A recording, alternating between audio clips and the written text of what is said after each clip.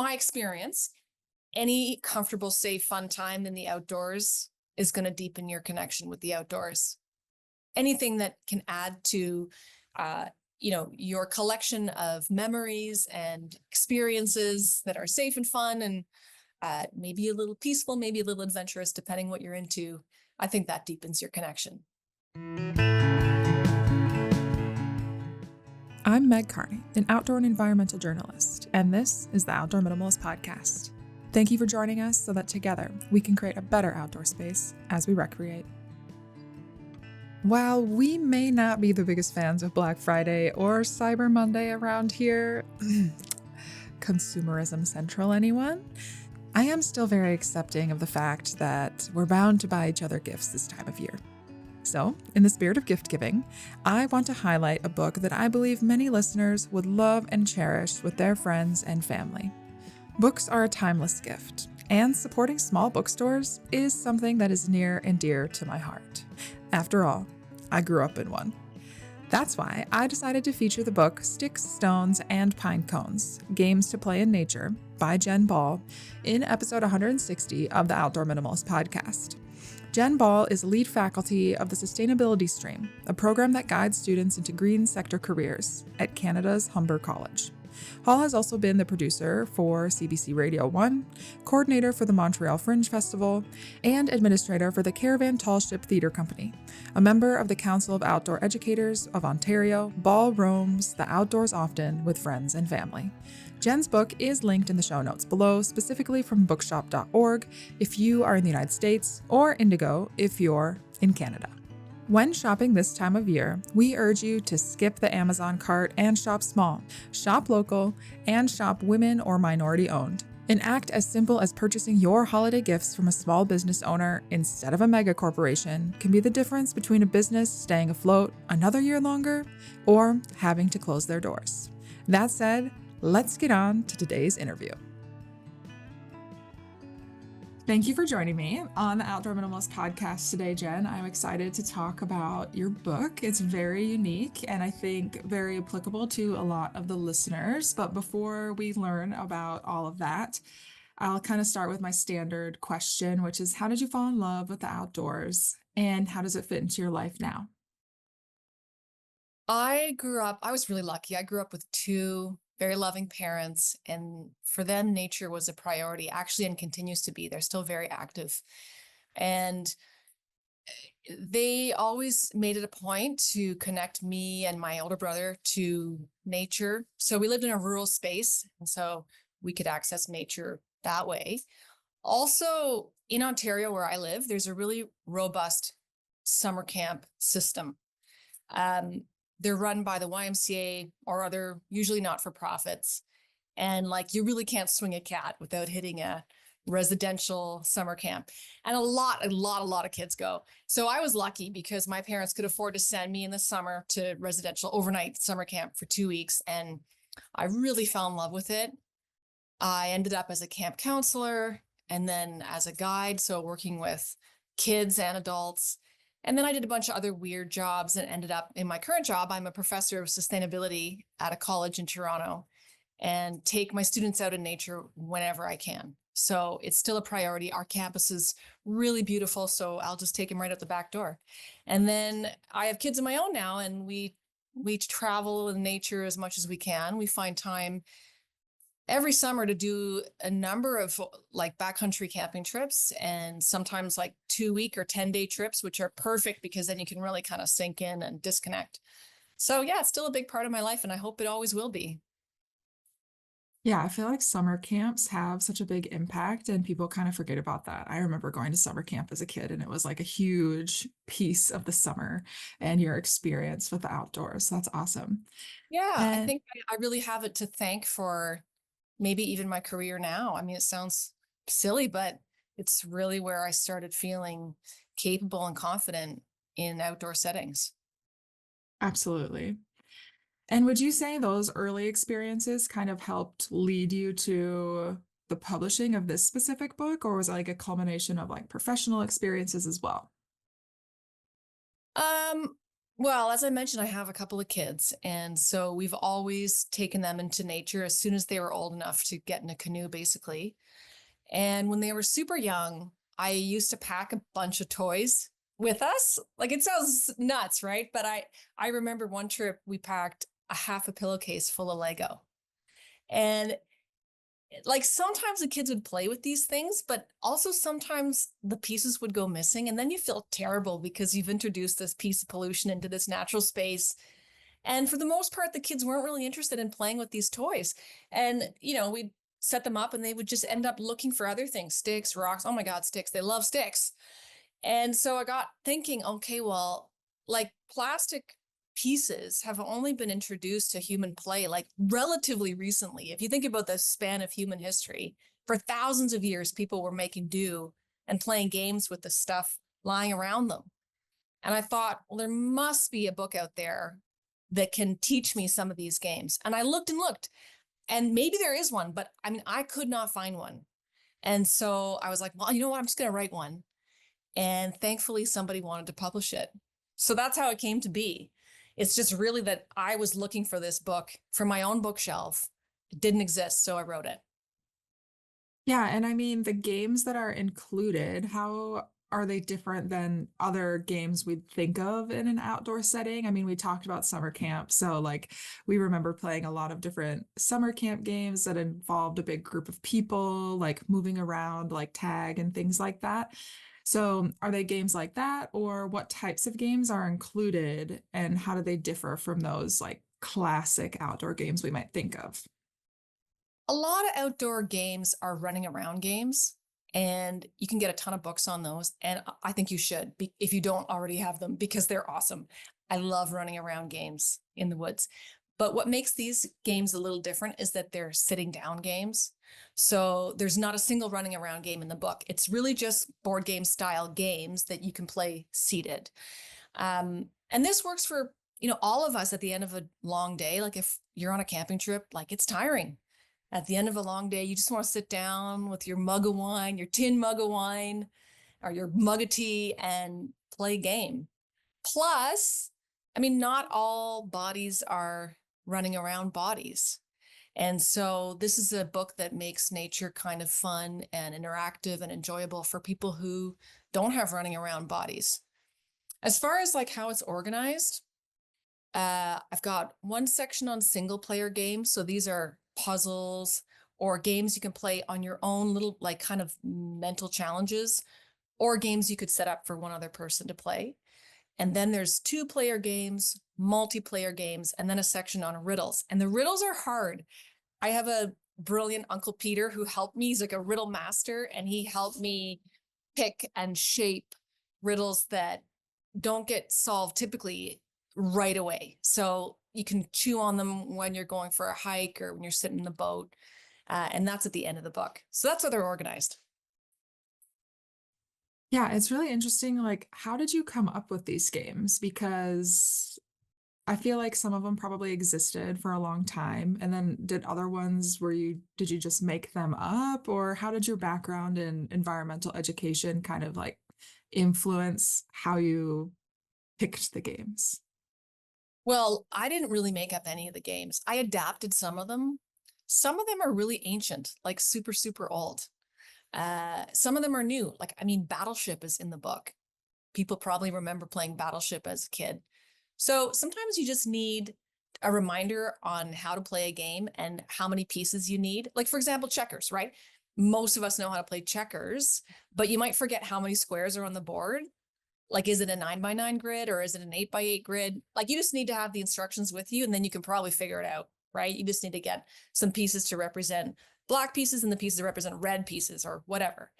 Um, as far as my background in environmental ed, I think I've learned that just about most people, just about everybody, uh, can derive a sense of like peace and adventure and fun and comfort maybe from being in nature, provided they have opportunities to access it in like a safe and comfortable and fun way. Nature time is not for everybody, and that is totally fine. But when offered opportunities, if they're safe and fun, most people enjoy them. I think that's what I've learned as an outdoor educator. And so, in that sense, sure, this book is worthwhile because it invites somebody to engage with nature, natural objects in a safe, comfortable, and fun way. Um, what else? The other thing that I've learned from being an outdoor educator, at least from my readings or my own learning journey, is that we need to engage with nature in a respectful and reciprocal way. So, in the book, for example, I encourage game players to source their game pieces like from the ground. So here I would point to the honorable harvest, which is a principle that I learned through the author Robin Wall Kimmerer. Uh, don't take the first item, don't take the last, take only what you need, take only what is given. So don't rip a plant up by the roots if you need it for a game. Try to find stuff that's fallen to the ground first and then replace it back after you play. So I think it's totally possible to play these games in a respectful, reciprocal way, but we just need to be a little mindful. That's what I've learned anyway. Yeah, and I mean, people love playing games in general, whether you're inside, whether you're outside. And so with this setup, with how the games are kind of like oriented, there's obviously a very outdoor focus. So how can like that application of games help immerse us or connect us like deeper with nature? It's a great question. I actually don't know if this is the book for that. I mean, there's a lot of great books on how to deepen one's connection with nature. I mean, Robin Wall Kimmerer, for example, or Karen Armstrong, David Suzuki, who's like a legend in Canada. Recently, I've been reading the work of Jacqueline Scott. She's a scholar up here in Canada as well, that her work is focusing on racialized populations and access to outdoor spaces. I think it's really interesting. So there's a lot of books on that, but I don't know if this is the book for that. Maybe it's an entry point. I don't know. But it is a fun book you can throw in your backpack for sure. Yeah, I guess my question is more about like, so if you're sitting down, say you like are sitting down on the ground, you've collected these things or you did it with your kids, whatever, like, do you think that these games can like enhance our connection when we're outdoors with Yeah, like our surroundings and things like that? I think pretty much in my experience, any comfortable, safe, fun time in the outdoors is going to deepen your connection with the outdoors. Anything that can add to, your collection of memories and experiences that are safe and fun and maybe a little peaceful, maybe a little adventurous, depending what you're into. I think that deepens your connection. Yeah, this idea of safe and fun, I think is a big piece. And so what would you say is a barrier for outdoor play with families today? Like, how can they find that safe, fun environment, or what might hold them back from doing those things? I think that is an excellent question. I bet this topic comes up all the time on your podcast. And I have two answers really. I think it's availability and accessibility. Um, I'll speak to the second first. I don't think there is enough green space available for many people. So many people live in neighborhoods where they can't walk to green space. And I think that's a problem. I think that's a barrier. And then the other one is accessibility. I don't think we have, well, I mean, I can only speak for the context in Canada, but I don't think we have enough public transportation to natural spaces. I think if public transportation were available, I think if natural spaces were available and they were accessible and affordable to get to, I think many more families would have an opportunity to be in nature. And I think they want to. I think they really want to. Um, I don't think my book can do anything to solve those problems. I think if we want to solve those problems, we have to vote and we have to make it clear to leadership that we value green space, we value outdoor space, and we value ways to get there, affordable ways to get there. Yeah, I feel like this came up in an episode that came out at the beginning of October, and we were talking about the like common spaces or like shared spaces and how much like local elections can play into our access to those shared spaces and how much we actually use them. So definitely something to consider if it's something that you want to see more of in your community. Sometimes it just takes gathering some voices to let people know that, yeah, this is something we really care about and want to push for. Agree. Adventuring plans on your calendar? Remember to grab your Lava Linens travel towel on your way out the door. Founded by a mother-daughter team, Lava Linens crafts durable, luxurious travel towels as a more sustainable and better performing alternative to microfiber and cotton towels. Powered by flax, hemp, and Tencel, they're designed to be by your side for years to come. Use the code Outdoor Minimalist for 15% off your next order.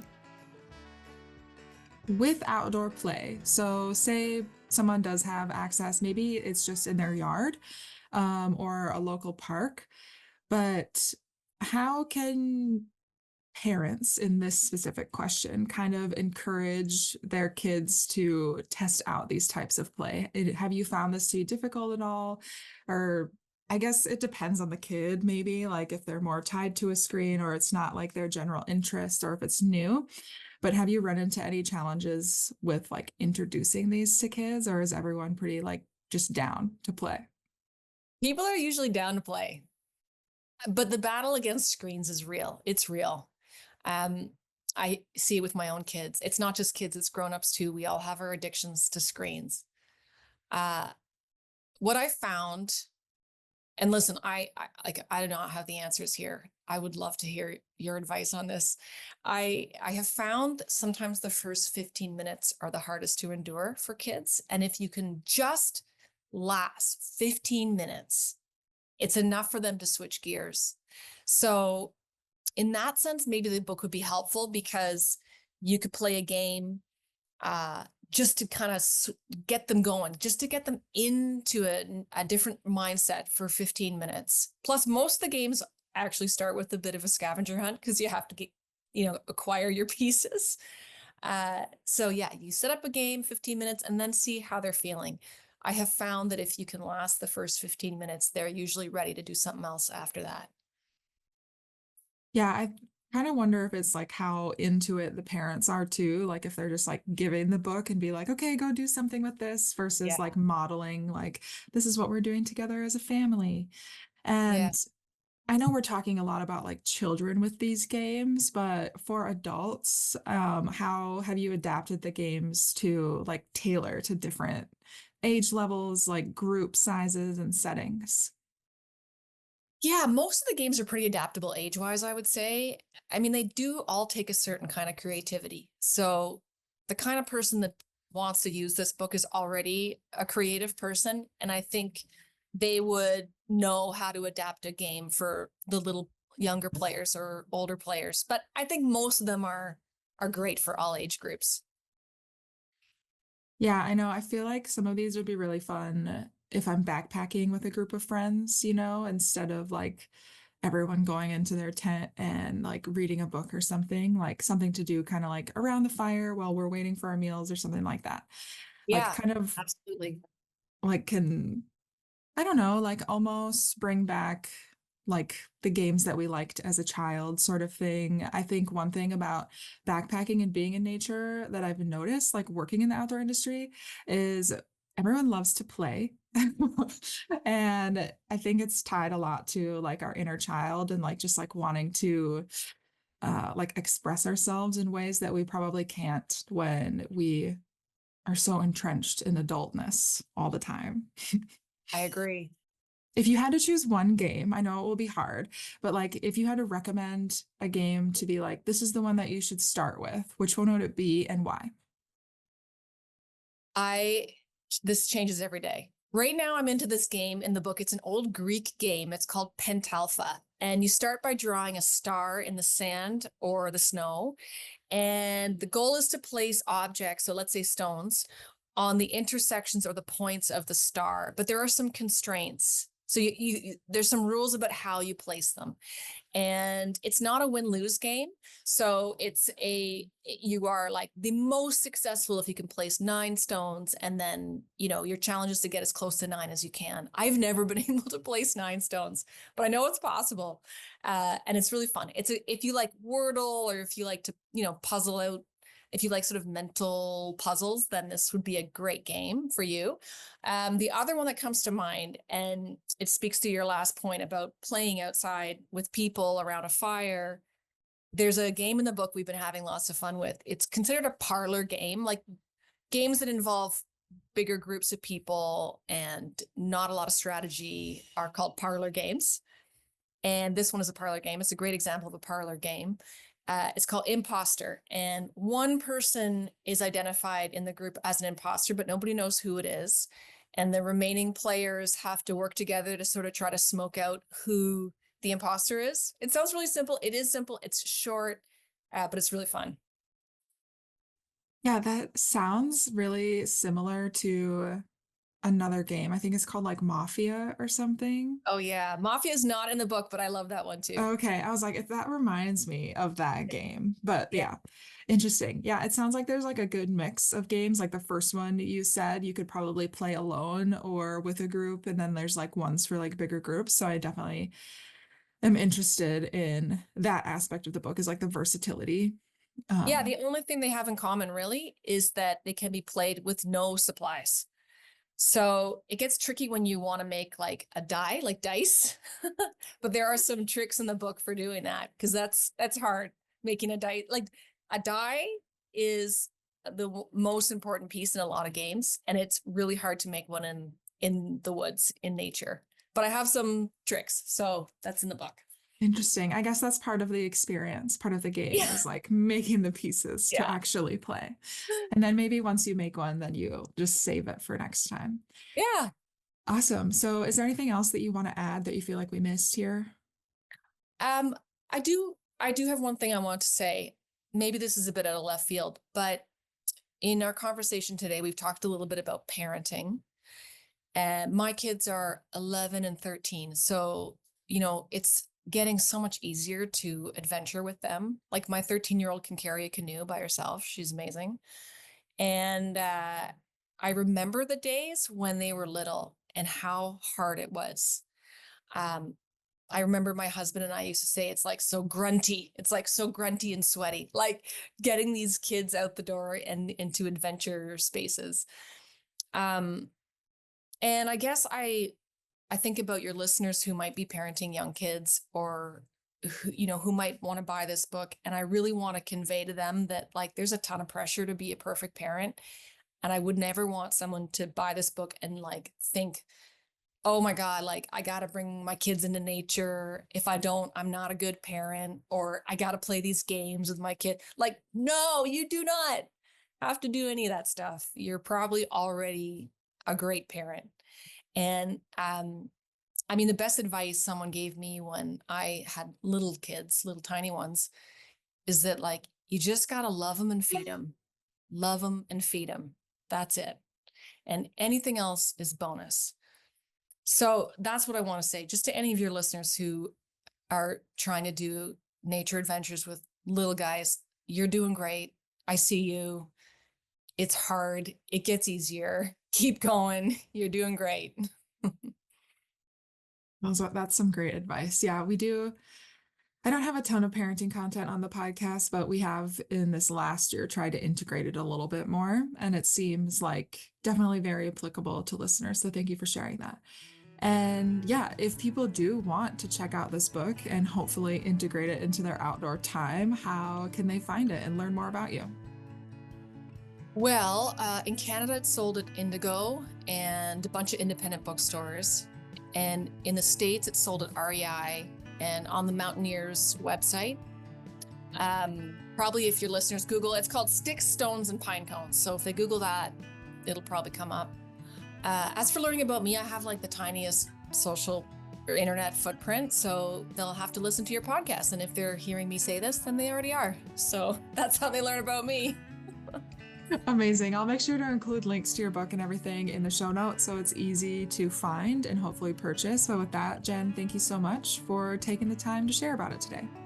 I love what you do, Meg, and thank you so much for having me. Thanks for listening. And if you like what you hear, let me know. Leave a review and be sure to subscribe so you never miss an episode. You can find us on Instagram at outdoor.minimalist.book, on YouTube, or subscribe to our weekly newsletter at theoutdoorminimalist.com. For even more updates, other educational resources, and to help build an outdoor community with the shared goal to create a better outdoor space as we recreate.